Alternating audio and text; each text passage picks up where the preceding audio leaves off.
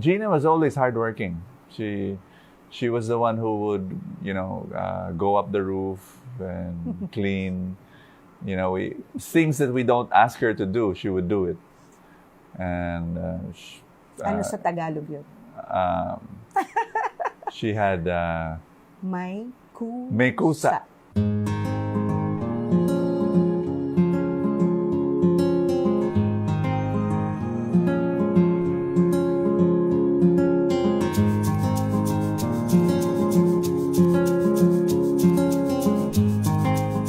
Hi, ako po si Gina Macayos. Dito po ako pinanganak sa Salngan, Chateau Negros Oriental, Barangay Napakaw. Dito po ako lumaki. Nag-aral ng elementary, high school dito po. Source ng income ng papa ko po at mama ko po dati, yung nagdadamo po sa may mga tubuhan kasi madami pong tubuhan dito po. Nagdadamo po sila. Tapos yung mga kapatid ko naman po ay nagtatrabaho sa lancha, yung isda po. Yun, pag nakabinta po sila, yun po yung may po kami. May dalang isda or may po sila, dalang pera pa uwi. Si mama naman po ay po siya, since elementary po, nagtitinda po ng hot cake. Butchip yung tawag sa amin, ganito ay donut. O kaya po yung maruya, yung tinitinda po niya. Tapos yung may ibang tao, po ng may ice candy, may mga ref.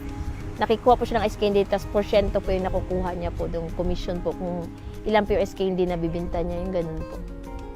Si Papa po, high school po ako, hindi na po nagtrabaho si Papa. Ay, may trabaho po siya, yung sa Swertres, yung parang sa bahay po siya, tapos yung may pupunta po sa lapag mag-record ng high alay po yung tawag po din dati. Yung po trabaho niya, kasi since high school, hindi na po siya yung parang po sa kampo ng high school na po, kasi yung parang hingali na po siya. Kasi dati, nakagat ng aso yun, tapos nahulog po siya sa 10-wheeler truck, nahulog po siya doon. Nahirapan siyang huminga. Pag kunti lang po yung niyan tubig, dala, hinihingal na po siya.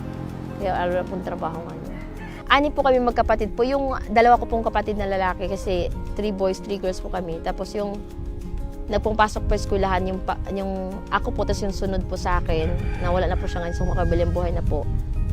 Nag-aaral po kami ng elementary, nag-aaral kami sa Central School sa Buanguita. Tapos po, hirap ng buhay, pero nakakayanan po yung buhay kasi may kunti pa kaming lote na taniman ng mga kamuting kahoy, mga saging, San Pablo yun sa amin, saba sa Tagalog, tapos yung kamote.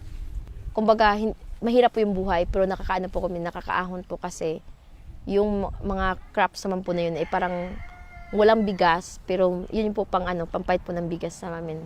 Buhay na buhay po kami doon.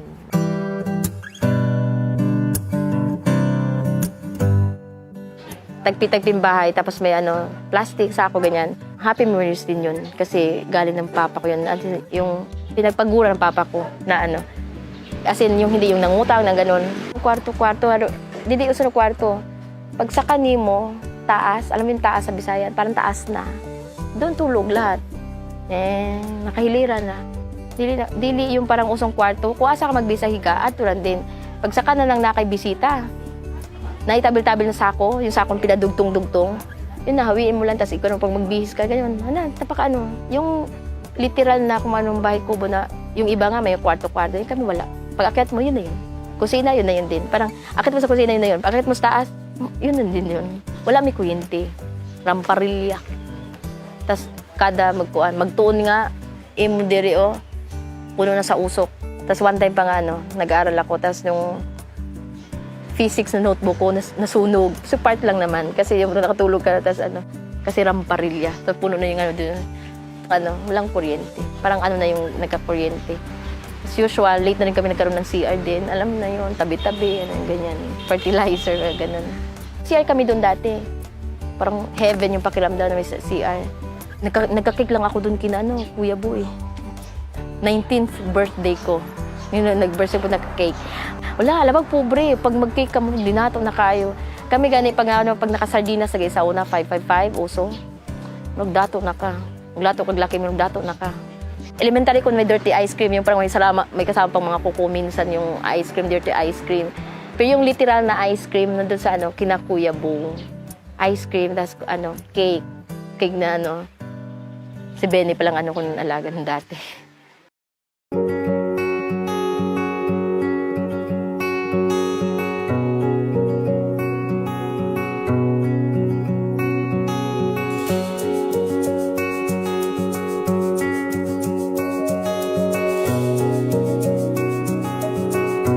sabi kong ako lang na pag matapos ako ng high school, gusto po yung pupunta Manila para mga tulong. Ngayon po kasi yun po yung namin.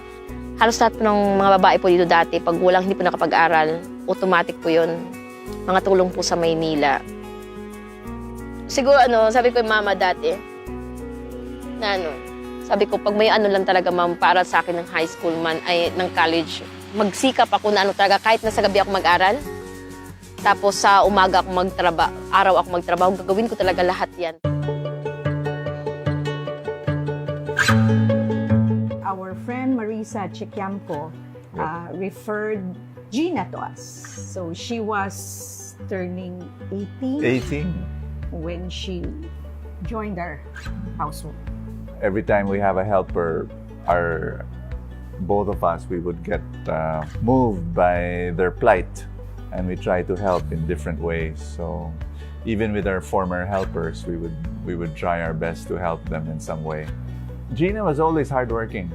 She was the one who would, go up the roof and clean. Things that we don't ask her to do, she would do it. Ano sa Tagalog yun? She had May kusa. Yeah, she had kusa. That's right. She had initiative, and of course, that's what we liked about Gina. She just kept on working from morning till evening. Life was easy, when you have someone like that. When she came to us, syempre, of course, we interviewed her first. We learned that she was the youngest of 6 kids. So all of them did not finish college. And then Gina was able to finish high school. At the start, she would tell me that she really had good grades. From her stories, she graduated as a valedictorian. And then she'd always say that she was good at math. So when we'd go to the market, I would test her math skills to see if she was really good at math. So I think from the very start, during the interview, she said that she wanted to study. She wanted to finish her schooling, and yes, we kind of looked at each other, and even without saying it, we knew we were going to help out somehow. But of course, she did not ask. No, she never asked. She never asked. But parang it's just her dream to one day finish after saving up for. Yeah. And then we found a way of doing it. We were looking for a correspondence school, a distance learning school. And she finished in 2009. 5 years. Not bad. I remember, nothing changed. She kept on doing whatever she needed to be doing, and but I knew that she would still be studying because she, maybe at 9 o'clock in the evening, she'd go to her room and she'd just study the whole time. I was suspecting probably she'd stay awake until 2 in the morning studying, but then I think much more than that. I think she probably slept at 4. I don't know. Kaya madami siyang pimples. But she did. She finished it. Even when she was studying, she was already doing bookkeeping duties for BSI, our company. So, galing So, basically, she already knew where her path was. Yeah. And even after graduation, when she was already handling all of the bookkeeping things, she still kept on working, helping in the house. She still takes care of the kids. She still takes care of the house. Not in the same way now. Not in the same way now, but because there's so much office work to be done. Yeah.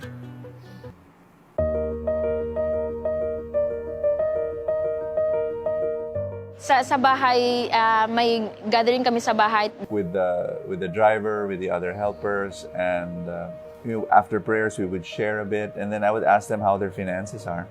Laging problema namin na is yung isang common lang, walang pera kasi sa sweldo ganyan. Siyempre, yung padala ng pera, siyempre may mga emergency, ganyan. So parang kami, ang taas na nga ng sweldo nyo compared to other households. Pero we would always hear them say, wala silang pera. Dati yung habang nag-aaral pa ako, tas may sweldo din ako kina-bossing, tas lagi kamong tinataasan yearly, naubos pa rin yung sweldo ko.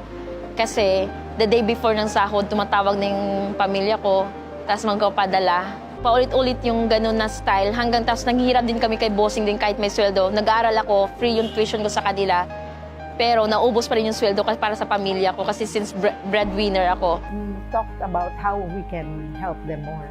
We said we'll focus on building their spiritual life first. And then that's when you started having parang light groups with them, with the whole household.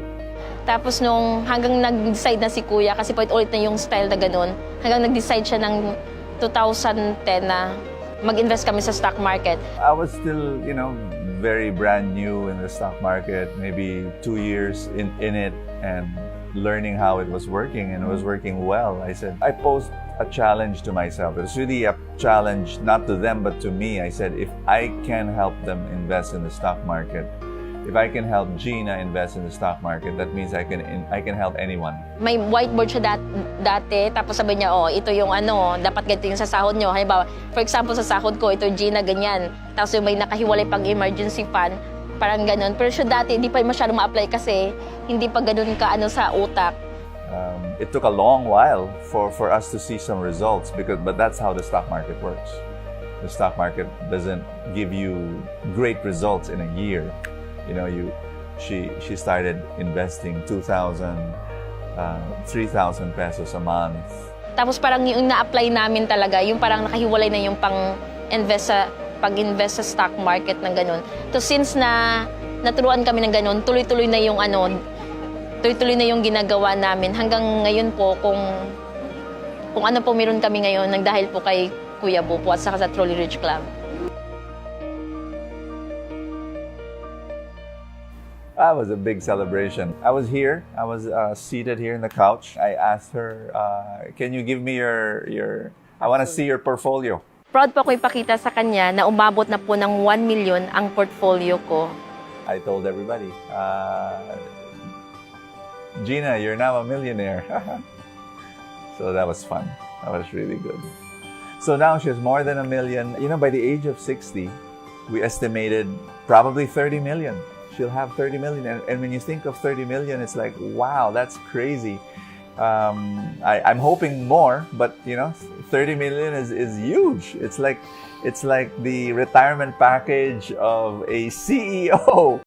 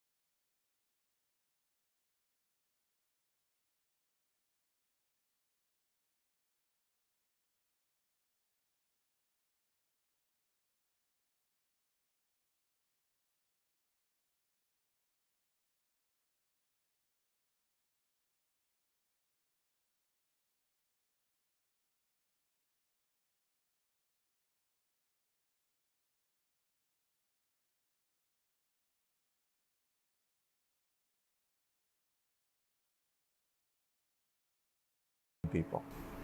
My message for Gina, simple lang. Thank you for being part of our family. For all the years you loved us and supported us and grew with us. Mahal na mahal ka namin. Thank you.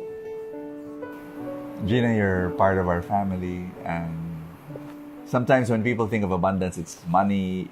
But no, the greatest treasures of life are people. And you are one of them. And you're a special gift that God has given to us. And so thank you so much for your love for the family, your love for the kids. You're almost like a second mother to them. Life would have been very different without you. Thank you also for your patience. You know, we're not perfect employers, but you have always understood, and you have also a lot of patience. So thank you also for what you do for the Truly Rich Club. You have been our ambassador. Sasabihin ko sana mascot, pero ambassador. Ambassador. God bless you more. I'm excited for what's going to happen to your life. Continue to serve, continue to help other people, continue to bless the world. Ako si Gina Macahilos. Ito po ang kwento ng buhay ko. Maraming salamat po sa Truly Rich Club. Yung dating imposible po ay naging posible na po ngayon. Maraming salamat po kay Kuya Bo Sanchez, Ate Maru at sa dalawang alaga ko po. Maraming salamat po.